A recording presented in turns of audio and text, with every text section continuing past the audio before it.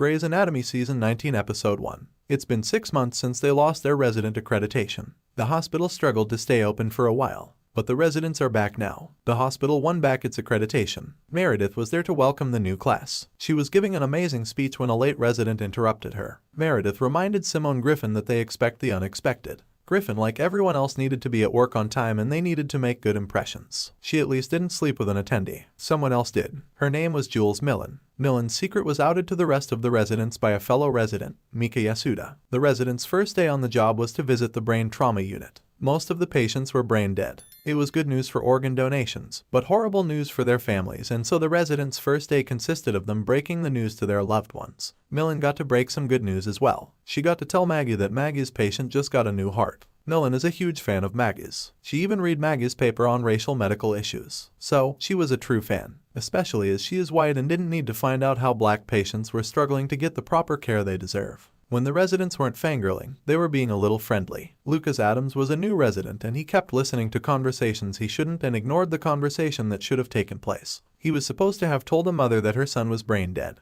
He ended up telling someone else's mother, and so the real mother came out of surgery to find out the news for herself. She began yelling at Amelia for unprofessionalism. Adams was in so much trouble. He actually got into worse trouble when the mother of the patient demanded that they run all the tests again to see if her son really was dead. Amelia had already notified Meredith earlier that the patient was brain dead. Meredith prepared to donate the patient's organs to a triple organ donation patient so someone could die in the long term of waiting for the tests to be run again. Adams was apologizing to everyone. He wanted to go down a shame spiral and Dr. Nick Marsh told him to save it until after his shift. Nick was in Seattle for all the organ donations that day. He never stayed to be with Meredith. Meredith sent him back to Minnesota and she never called or texted. And Nick was still hurt by that because he genuinely loved her. Meredith did call out his name at the airport, only he didn't turn around. She thought he hadn't heard her and he had. He admitted that when he later saw her, things were awkward between them. But there was hope. Take Adams. Adams thought he would get fired and so Nick took pity on him. He included Adams in surgery. Nick was asked by Meredith to perform organ donation surgery on her patient and he took the opportunity to get on Meredith's good side.